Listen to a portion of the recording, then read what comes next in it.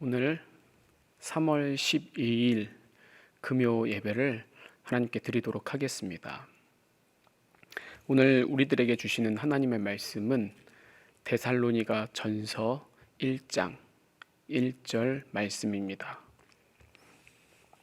우리 신약 데살로니가 전서 1장 1절에서부터 1절 말씀입니다. 우리 1장 1절 한 절 우리 함께 읽도록 하겠습니다. 제가 대표로 읽도록 하겠습니다. 신약 329쪽입니다. 데살로니가 전서 1장 1절입니다. 바울과 실로아노와 디모데는 하나님 아버지와 주 예수 그리스도 안에 있는 데살로니가인의 교회에 편지하노니 은혜와 평강이 너희에게 있을지어다. 아멘. 오늘 우리는 우리 데살로니가 전서 1장 1절 말씀을 가지고 예수 그리스도 안에 있는 자만 은혜와 평강이 있다. 예수 그리스도 안에 있는 자만이 은혜와 평강이 있다라는 말씀으로 함께 은혜를 나누고자 합니다. 여러분, 우리가 믿는 하나님은요, 심는 대로 거두게 하는 분이시죠. 우리가 굉장히 하나님에 대해서 오해하는 것 중에 하나가 이 성경의 하나님은 사랑과 은혜의 하나님이니까 고로 무슨 짓을 다 해도 우리를 용서해 주시며 막 아무렇게 우리가 살아도 다 하나님이 은혜로 덮어주신다. 여러분, 하나님은요, 이 성경에 분명하게 우리들에게 기준과 조건을 제시하고 있는데도 불구하고 그냥 마치도 아무 이유가 없어요. 근거도 없이 무조건적으로 마치 죄도 사랑하시는 분으로, 죄도 허용하시는 분으로 우리가 착각하며 오해하고 있다는 게 정말로 다반사라는 거예요. 여러분, 이것은요, 정말 하나님에 대한 큰 착각이라는 거예요. 여러분, 그렇잖아요. 이런 하나님이라고 한다면 우리가 왜 예수를 믿습니까?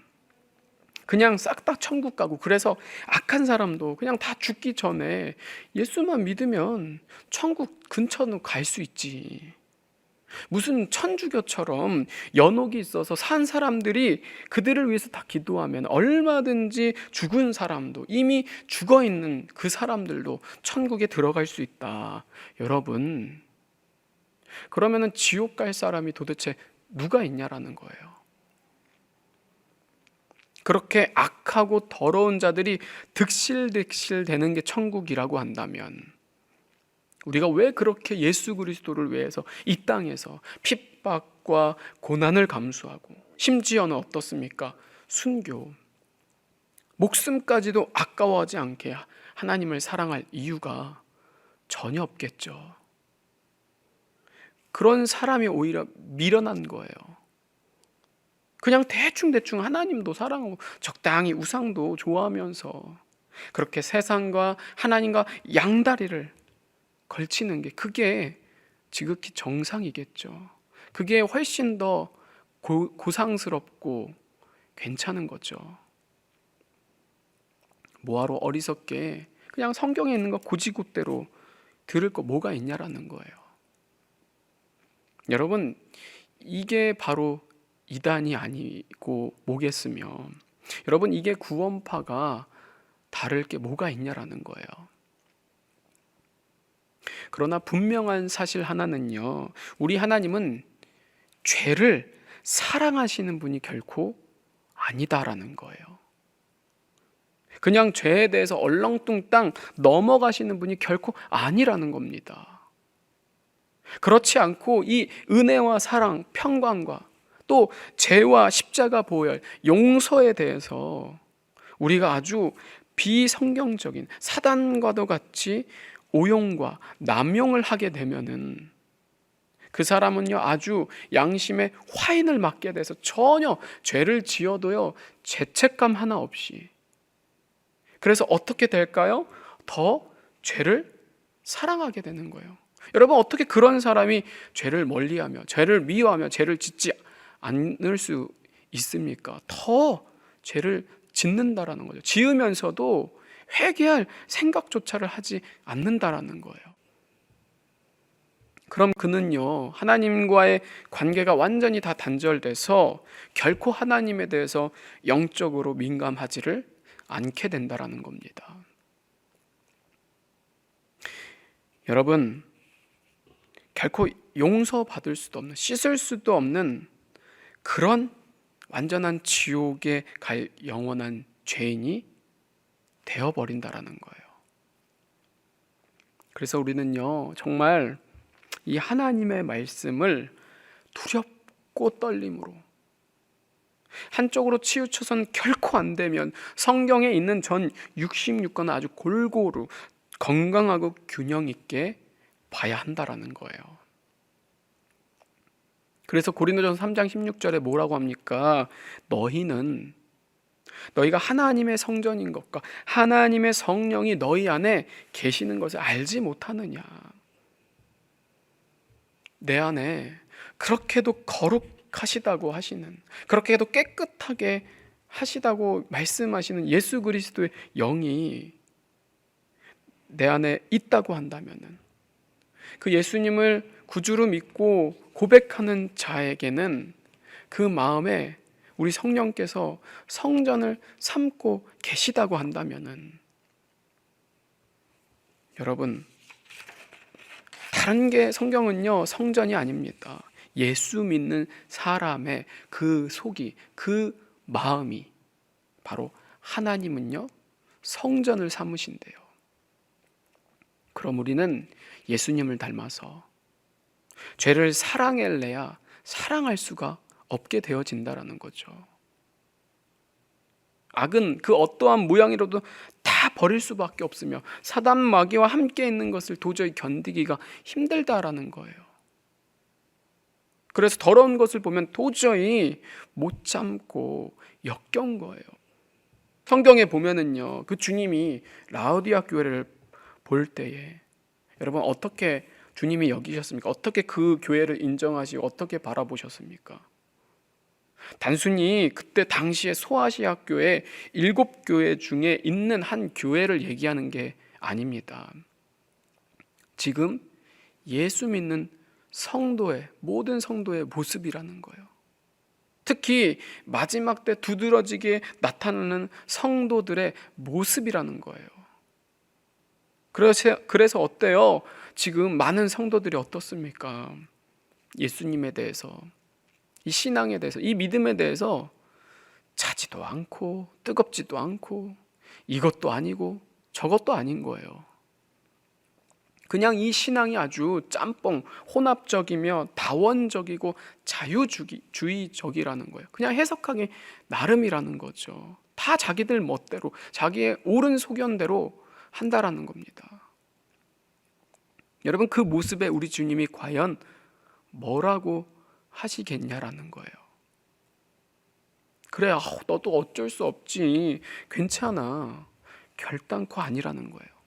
요한계시록 3장 16절에 보면 뭐라고 합니까? 그 교회에 대해서 너를 토하여 버리리라.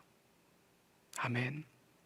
여러분, 이거는요 아주 당연한 말씀인 거예요. 아니 여러분, 남편이 다른 여자와 함께 사랑을 나누고 있는데, 아니 내 부인이 다른 남자와 좋다고 그런 불륜을 저지르는 꼴을 내가 보고 있는데, 여러분 내 앞에서 그렇게 하고 있는데 아름답네요, 뭐 별 대수롭지 않게, 여러분 그렇게 웃어 넘길 수 있는 문제입니까? 정말로 여러분 아주 심각하지 않습니까? 우리가 그러한 일을 당하면은 그런 꼴을 못 보는데, 왜 우리가 예수님한테는 우리는 늘 하나님께서 다 받아주셔야 되는지, 왜 그렇게 우리들이 생각을 하고 있냐라는 거예요. 그냥 원래 사람은 다 그런 거야. 그냥 어쩔 수 없는 거야. 괜히 유난 떤다. 여러분, 예수님을 사랑하면, 예수님이 내 안에 있으면 한 입 갖고 여러 말을 할 수가 없는 거예요. 이 한 마음에서 여러 가지의 것들을 음란하게 간음을 할 수가 없다라는 거예요. 상식적으로 도저히 납득이 안 된다라는 거죠. 뉘우치고 회개를 해야지. 주님이 용서를 하든 말든 뭐 할 거 아니겠습니까? 그런데 오히려 잘못한 기색 하나 없이 맨날 죄 짓고 죄를 사랑하며 죄를 버릴 생각도 없는 자를 어떻게 주님이 용납하시며 은혜를 베푸시고 사랑해 주시냐라는 거예요. 정말로 기가 막힐 노릇을 우리가 하고 있다라는 거예요. 여러분, 성경은요 누누이 경고합니다. 의와 불법이 함께 있을 수가 없으며 빛과 어두움이 절대로 사귈 수가 없고 그리스도와 벨리알, 믿는 자와 믿지 않는 자가 어찌 조화를 이루며 상관할 수가 있냐라는 거예요. 성령 하나님이 나를 성전 삼고 계시면 우상이 함께 있다라는 건 전혀 앞뒤가 안 맞는다라는 거예요. 그건 예수님이 안 계시다는 아주 확실한 증거라는 거예요. 내가 이제까지 헛된 신앙을 했던 것이고 그런데도 나는 예수님을 경험했어. 그건 여러분 예수님이 아니라 거짓된 우상을 예수님으로 우리가 착각했다라는 거예요. 정말 여러분, 우리는요 아무 생각 없이 그냥 누구 목사님이 그러니까, 뭐 누구 유명한 사람이 그러니까, 여러분 그런 걸로 핑계하지 마십시오. 하나님은 분명하게 누구나가 다 읽을 수 있도록 우리들에게 성경을 다 주셨어요. 결코 어떤 특정한 사람들만이 아니에요. 누구 목회자에게만 주신 게 결코 아니라 주님은 이미 이 성경을 통해서 우리들에게 다 말씀하셨다라는 거죠. 그래서 각각 그 행한 대로, 산 증거대로 하나님이 판단하시며 심판하시겠다라는 거예요. 그런데 이 영원한 생명과 사망의 문제인데도 불구하고 그냥 그렇게 아무런 생각 없이, 아무런 의심과 검증 하나 없이, 뭐 그렇게 골치 아프게 신앙생활을 그냥 속 편하게 묻고, 재고 따지지 마. 누구 목사님이 그냥 예수 믿으면 구원 받는데 그러니까 그냥 믿어. 여러분, 분명히 우리는 알아야 되는 거예요. 성경에서는요 초림 예수님은 죄인의 모습으로 누구를 부르러 오셨다고 말씀하십니까? 죄인을 부르러 오셨다고 말씀합니다. 그런데 여러분, 재림 예수님, 다시 오실 예수 그리스도는요 이 땅에 완전한 의의 모습으로 누구를 부르시느냐? 죄인이 이제는 더 이상 아니라는 거예요. 이미 십자가를 주셨는데, 이미 믿음을 주셨고, 이미 예수 그리스도 전부를 다 주셨는데 언제까지 우리 주님이 죄인만을 부르시겠냐라는 거예요. 아니라는 겁니다. 그때에는 의인을 부르러 오신다라는 거예요. 내가 이제까지 너에게 수많은 기회를 줬고 시간을 줬는데 도대체가 너는 네 육신을 위해서, 네 혼적인 것을 위해서는 그렇게도 열심히 특심이었는데 영적으로는 도대체가 너 뭘 했냐 이때까지. 여러분, 주님께서 우리들에게 마지막에 나에게 질문을 하신다고 한다면 여러분 그때 가서 우리 주님께 뭐라고 답변하실 것입니까? 물론 성경의 의라는 것은요, 성경의 완전은 실수가 하나 없다, 오류 하나 없는 완벽한 사람을 얘기하는 게 결코 아닙니다. 웨슬리가 얘기한 그리스도의 완전도 마찬가지고요, 사도 바울도 뭐라고 합니까? 날마다 죽노라라고 고백한 것과 같이 날마다 십자가의 보혈을 의지하여서 나는 죽고 내 안에 그리스도가 사셔서 하나님의 은혜를 날마다 간구하는 자가 바로 성경이 얘기하는 의인인 거예요. 그래서 하나님께는 늘 심령이 가난하면서 애통하면서 팔복이 실제가 임하게 되는 자, 이게 바로 성경이 얘기하는 의인이라는 거죠. 온전히 하나님의 은혜만을 바라보는 자. 그런데 여러분, 이러한 자가 죄와 악한 모습을, 나의 그 모습을 보면서 전혀 애통하지도 않아요. 양심의 가책도 없어요. 어떻게 이런 자가 하나님의 용서와 사랑으로 그가 구원받았다라고 얘기할 수가 있냐라는 거예요. 그런 자와는 절대로 우리 주님이 함께 계실 수가 없다라는 겁니다.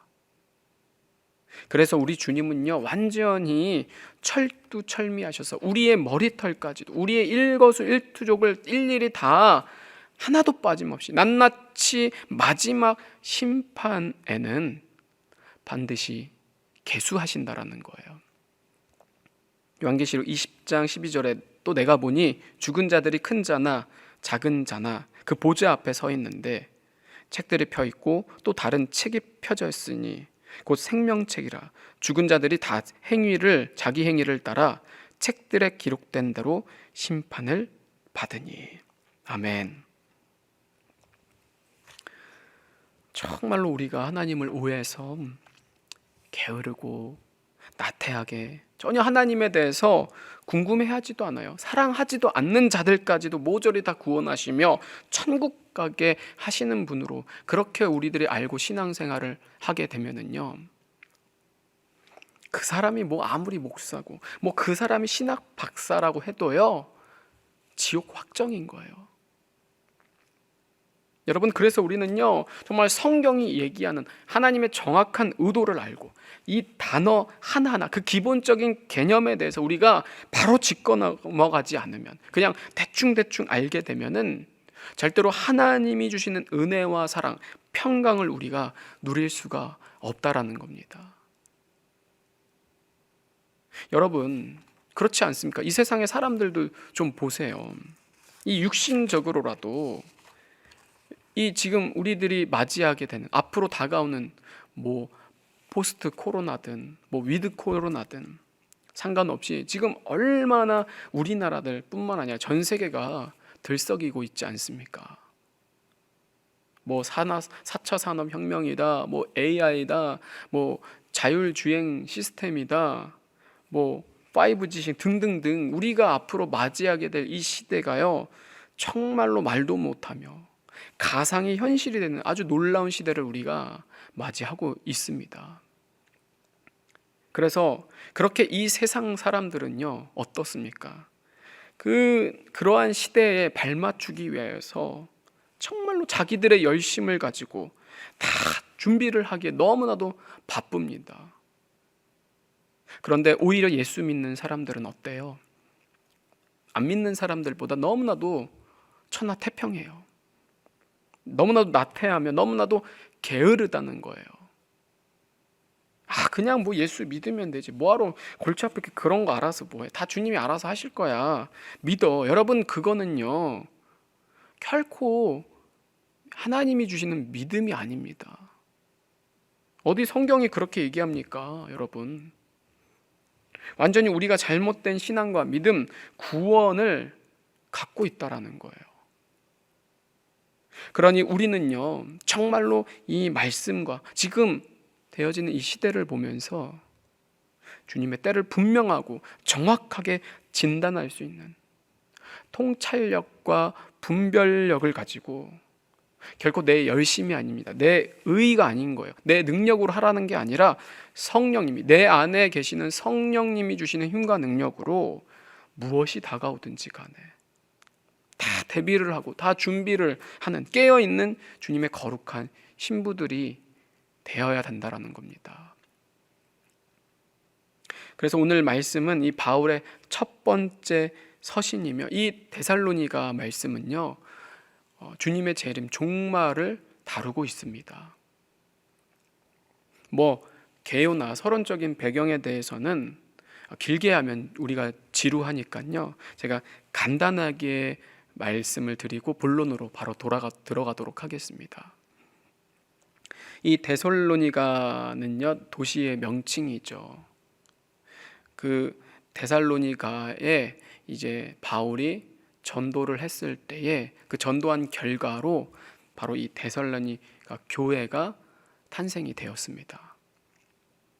그런데 이 바울이 계속 그 데살로니가에만 머무를 수가 없어서 떠나게 되었죠.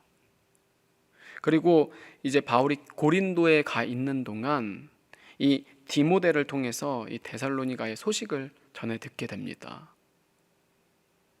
그래서 그 소식을 듣고 편지를 쓴 내용이 바로 이 데살로니가 전후서의 내용입니다. 이 내용은요 아주 간단합니다. 그 성도들이 주님에 대한 소망, 다시 오시는 그 주님에 대한 약속에 대해서 많은 의문점과 염려가 생기게 되는 거예요. 주님이 오신다고 했는데 안 오는 거예요. 더디게 오는 것 같이 느껴지는 거예요. 그래서 그런 잘못된 견해와 그런 오해들에 대해서 이 바울이 분명하게 재림에 대해서 우리 주님은 반드시 다시 오신다 말씀을 하면서, 그러므로 어떻게 해야 되느냐, 우리는 날마다 깨어 정결한 삶을 살아야 된다라고 말씀을 하고 있습니다. 그래서 오늘 본문 1절에 데살로니가 교회 그 교인들에게 바울이 이렇게 인사를 하는 겁니다. 이 바울 서신의 가장 특징인데요, 항상 서신서 앞에 교인들에게 늘 문안 인사를 하는 거예요. 그리고 그 문안 인사는 늘상 그렇게 은혜와 평강으로 축복을 하고, 또 마지막 마무리도 어떻게 합니까? 동일하게 은혜와 평강으로 끝을 맺습니다. 그런데 오늘 우리는요, 이 인사말을 좀 더 깊이 들여다보고자 합니다. 왜냐하면 이것에 대해 우리가 아주 잘못 오해하고 있기 때문입니다. 아까 서두에도 잠깐 제가 얘기했지만 1절을 보면 데살로니가 교인들에게 은혜와 평강으로 이 바울이 축복을 하고 있습니다. 그런데 보시면 여러분, 다 그냥 아무나 그냥 다 축복하고 은혜와 평강을 비는 게 결코 아니라는 것을 우리가 분명하게 볼 수 있습니다.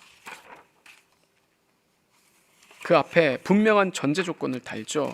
뭐라고 합니까?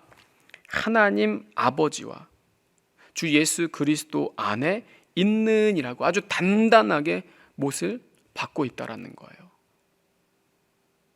그리고 바울과 실루아노, 여기서 실루아노는요 그의 신실한 동역자 실라를 얘기하는 거예요. 아무래도 이 데살로니가 교회를 개척할 때에 바울만이 한 것이 아니라 동역자가 있었겠죠. 그렇게 실라와 디모데가 한 몫을 한 것 같아요. 그래서 바울은 자신의 이름뿐만 아니라 실라와 디모데를 같이 언급을 하고 있는 거예요. 그런데 이들이 데살로니가 교인들을 향해서 인사와 축복을 하는데 다 그냥 인사를 하는가, 다 축복을 하는가, 그게 결코 아니라는 겁니다. 반드시 어떤 사람이라고 바울은 강조하고 있습니까? 하나님 아버지와 주 예수 그리스도 안에 있는, 어디에 있는 사람들? 데살로니가에 있는 정확히 어떤 자들입니까? 교회, 교인들을 향해서 말씀하고 있다라는 거예요. 하나님은 이 성경에 아주 일관되게 하나님의 속성을 우리들에게 계속해서 나타내주고 계십니다. 그래서 우리는 이 성경과 기도 생활을 통해서 얼마든지 성령의 감동으로 하나님을 깊이 알 수가 있다라는 거예요. 그래서 어떤 자들을 하나님이 축복하시느냐, 어떤 자들을 하나님이 사랑하시느냐, 아무나가 결코 아니라는 겁니다. 무조건적으로 다가 아니라는 거예요. 하나님 아버지와 주 예수 그리스도 안에 있는 자들, 그게 데살로니가인이 될 수도 있고요, 그게 고린도인일 수도 있고요, 또 지금의 안산에 있는 사람들일 수도 있는 거예요. 중요한 건 뭐냐? 주 예수 그리스도가 내 마음의 하나님이고 왕이자 주인으로서 그 심령이 교회가 된 자들에게만 하나님의 무엇이 임하게 된다라고 성경은 얘기합니까? 은혜와 평강이 임한다라고 말씀합니다. 그럼 여러분, 그렇지 않는 자들, 반대된 자들은 어떻게 되는 거예요? 은혜를 받을 수가 없으며 평강을 누릴 수가 없다라는 겁니다. 여러분, 이렇게 영적 원리는 너무나도 쉽고 간단하다라는 겁니다. 하나님 안에 있으면 축복이요, 하나님 바뀌면 자연스레 뭡니까? 저주라는 거예요.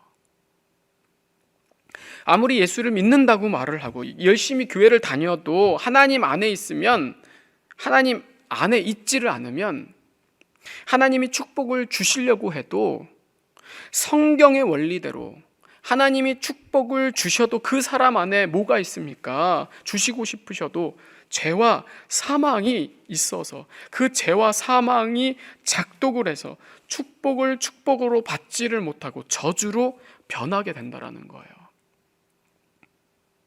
그래서 주님은 항상 무엇을 강조하느냐? 너희들 뭘 자꾸만 열심히 하려고 하지 마.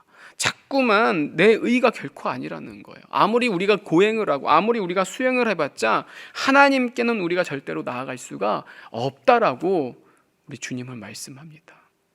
하나님을 절대로 만날 수가 없다라는 거예요.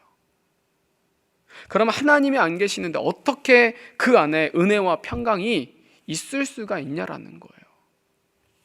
말이 안 되는 거죠, 여러분.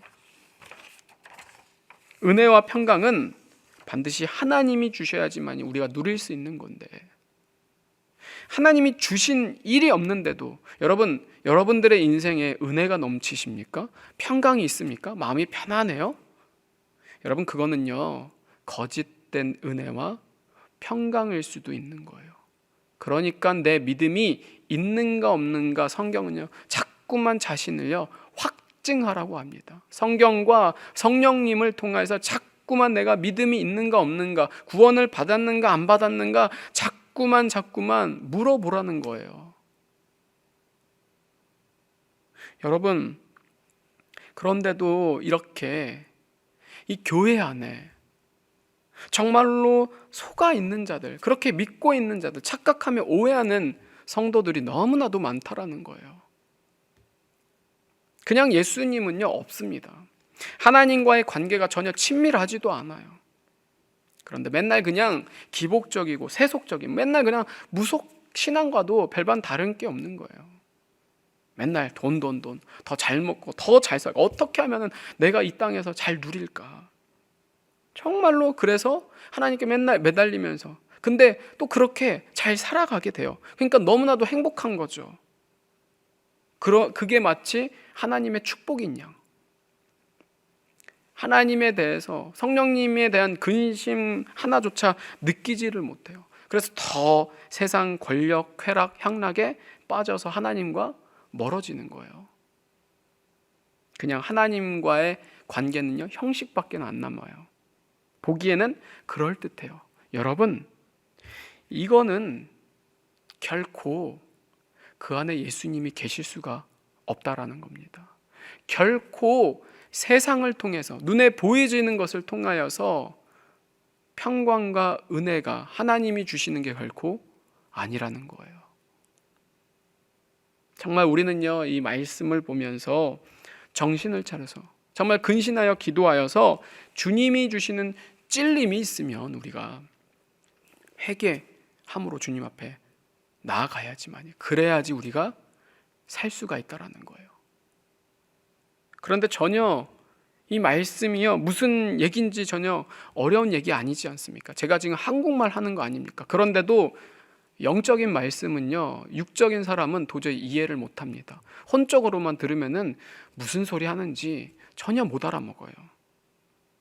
그러니까 더 열심히 예배를 하고 더 교회에서 봉사를 많이 하고 헌금도 정말 많이 드리면서 정말 세상에서도 착하게 너무나도 선해요. 근데 얼마든지 그런 사람이요 하나님과는 멀어질 수도 있다라는 거예요.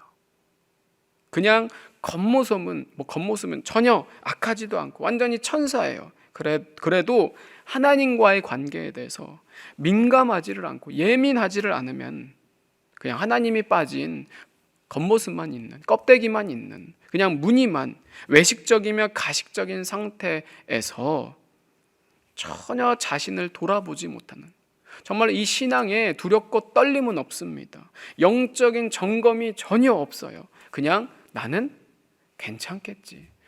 나는 아니겠지.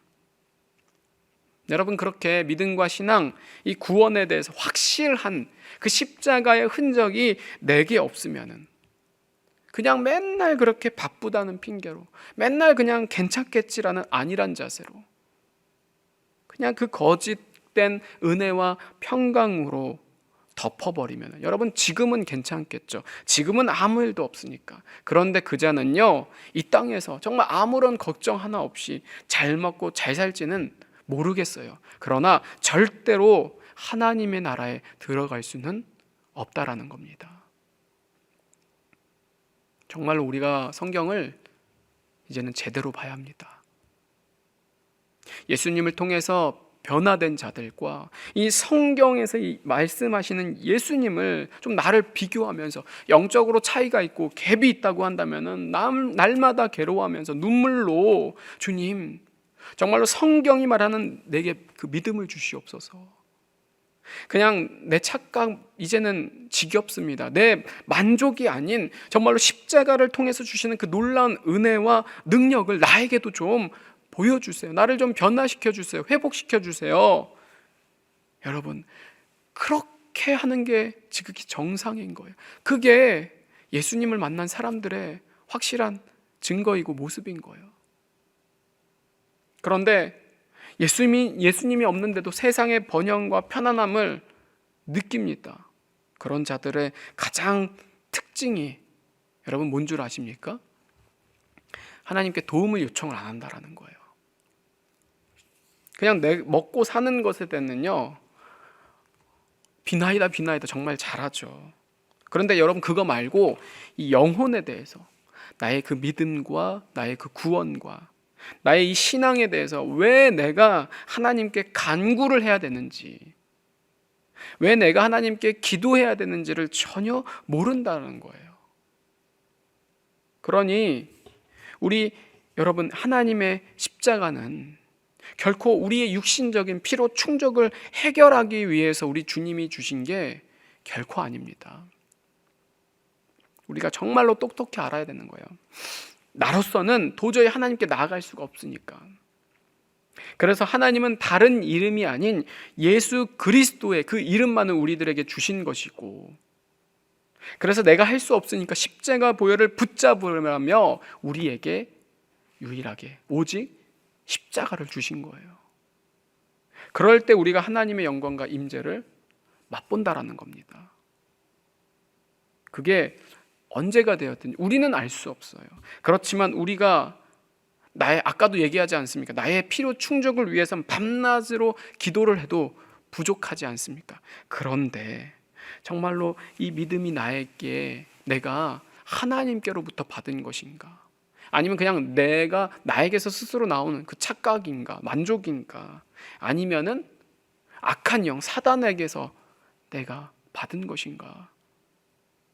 정말로 분명하게 이 믿음에 대해서 우리가 하나님의 선물, 즉 주시지를 않으면 우리가 절대로 받을 수가 없다고 하는데, 왜 우리는요 이 믿음에 대해서 그냥 최면가도 같은 거예요. 그냥 뭔가에 좀 홀린 것 같은 거죠. 뭔가 그냥 믿는다고 착각을 한다라는 거죠.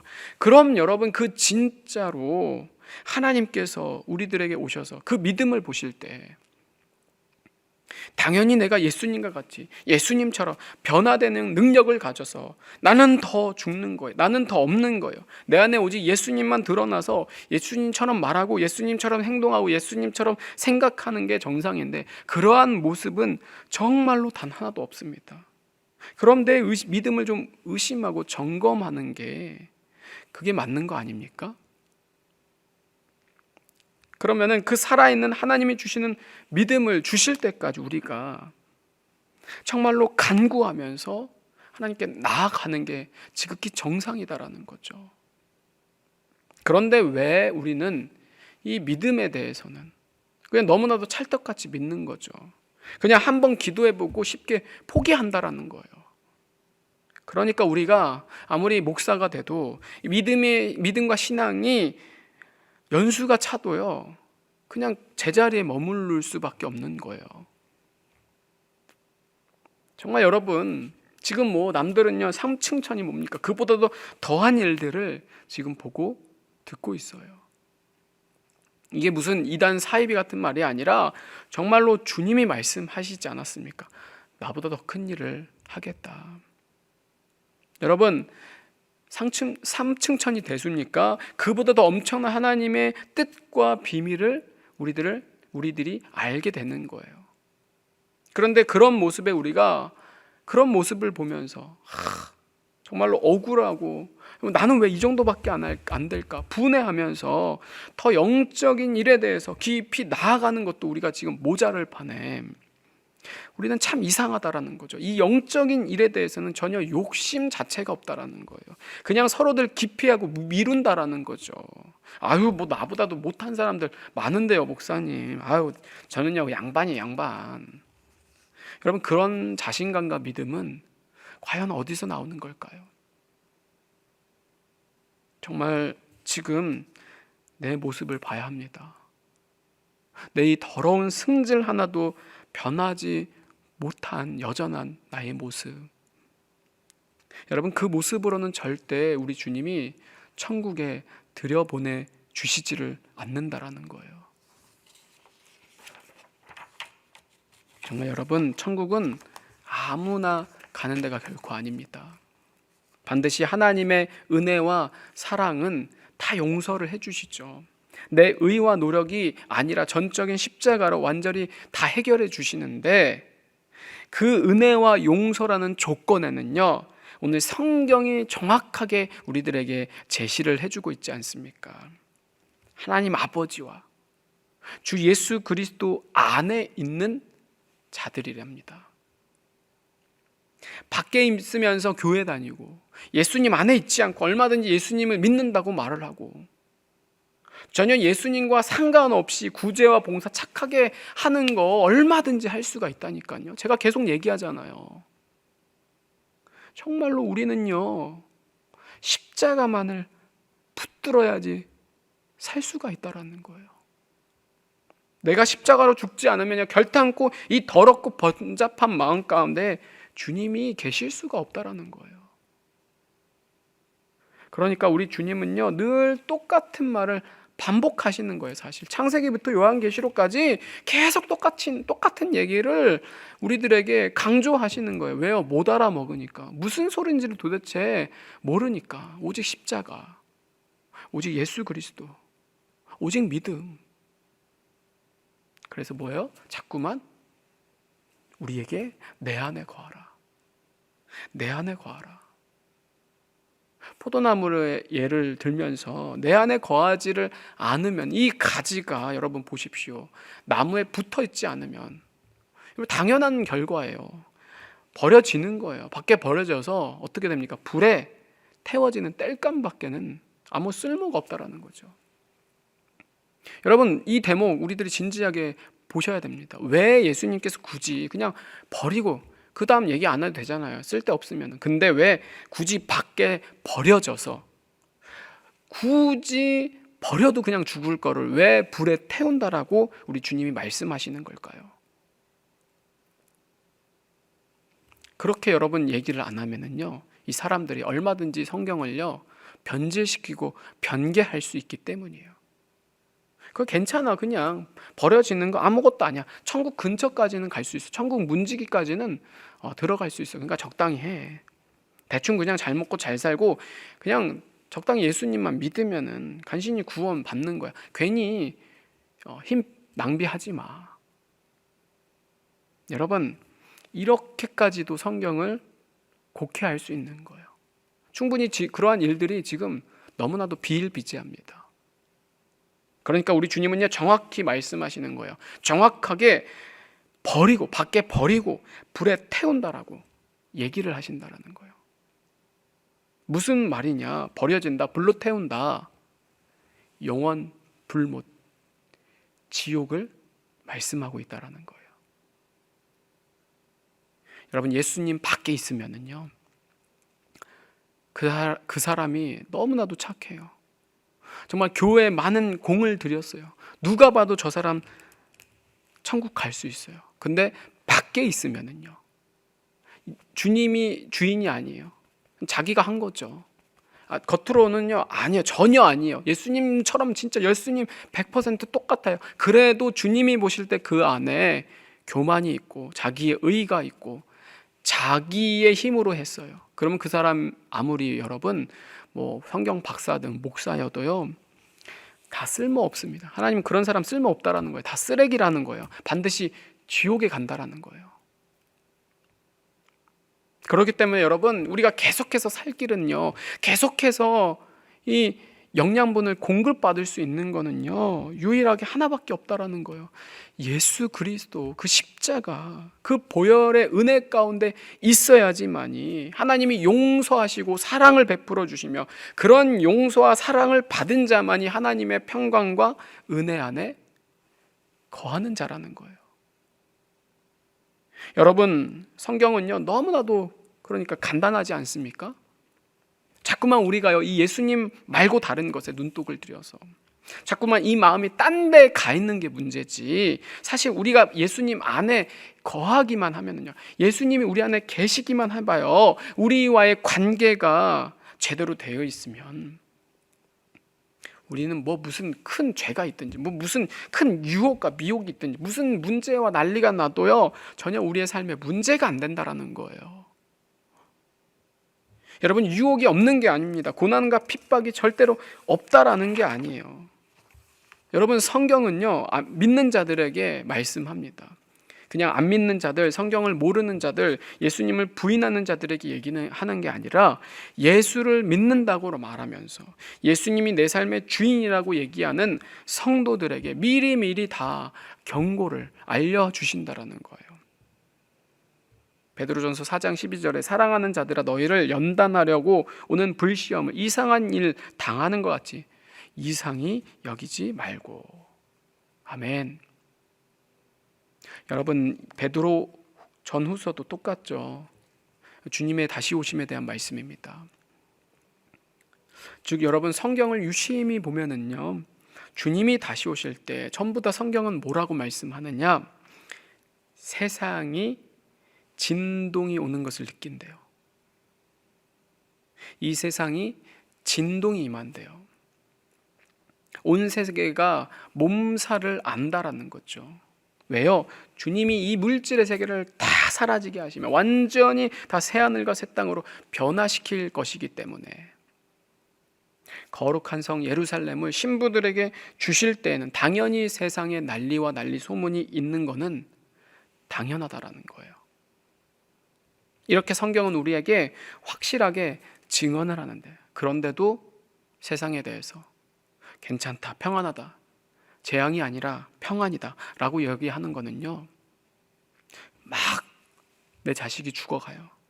근데 살 방법은 딱 한 가지 있어요. 그곳을 빠져나오는 게 사는 거예요. 그런데 여러분, 어느 부모가 아니야 괜찮아, 거기 있어, 거기 있어도 안 죽어, 설마 하나님이 죽게 하겠어? 여러분, 이건 제정신이 아닌 거예요. 막 욕하고 흔들고 혼을 내서라도 빨리 거기서 나오도록 소리치는 게 정상인 거예요. 여러분, 똑같다라는 거죠. 눈으로 봤을 때는요, 겉으론 분명한 재앙과 재난이 맞습니다. 그런데 왜 그러면 하나님께서 예레미야 같은 말씀, 여호와의 말씀이니라 29장 11절에 너희를 향한 나의 생각을 내가 하나니 평안이요 재앙이 아니니라, 너희에게 미래와 희망을 주는 것이라. 아멘. 여러분, 왜 이렇게 말씀을 하시는 걸까요? 여러분, 이것에 대한 정확한 의도, 의미를, 하나님의 마음을 우리들이 읽을 줄 알아야 되는 거예요. 여기 뭐라고 합니까? 하나님에 대한 우리의 생각이래요. 그 생각이 뭡니까? 평안과 미래와 희망이랍니다. 결코 우리에게 심판을 안 주신다, 재앙이 없다라는 것이 아닙니다. 이것은 여러분, 마치도 그냥 눈에 보이는 세상적인 희망과 미래, 평안하다라는 얘기가 결코 아니라는 거예요. 현실은요, 여전합니다. 아니, 오히려 현실은요, 더 살기 각박하며 곡소리가 날 정도로 너무나도 심각합니다. 그래서 여러분, 우리나라도 지금 보십시오. 그냥 괜찮다, 나아질 거야, 그럴 수만은 없는 노릇 아닙니까? 지금 여기저기서 말도 아니게 국민들의 원성과 분노가 하늘을 찌르고 있습니다. 여러분, 현실이 이런데 교회가요, 여전히 하나님의 말씀을 증거하지 않습니다. 하나님의 마음을, 하나님의 때를 알려주지를 않아요. 그냥 괜찮아, 좋아질 거야.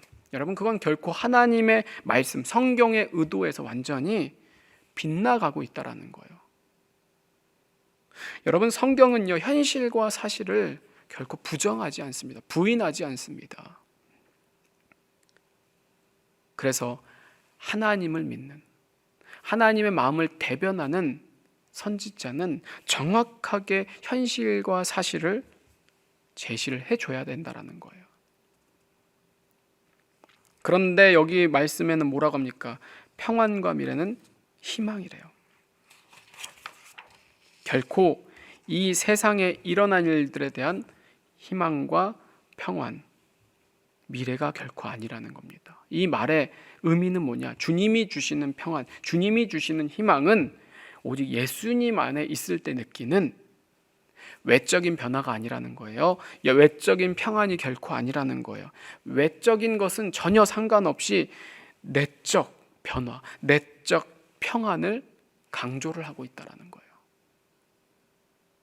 그래서 오늘 이 본문 구절도 마찬가지인 거예요. 계속해서 주님의 재림이요, 더디는 것 같은 거예요. 계속해서 고난과 그런데 핍박은 점점 더 심해지는 거예요. 여러분, 이것을 어떻게 견딜 수 있겠습니까? 오해하죠. 나태하게 되죠. 낙심하게 된다라는 거예요. 그래서 바울과 실라, 디모데는요, 이 재림과 믿음, 신앙이 흔들리는 것에 대해서 오늘 말씀을 이렇게 시작하는 거예요. 하나님 아버지와 주 예수 그리스도 안에만 있어라.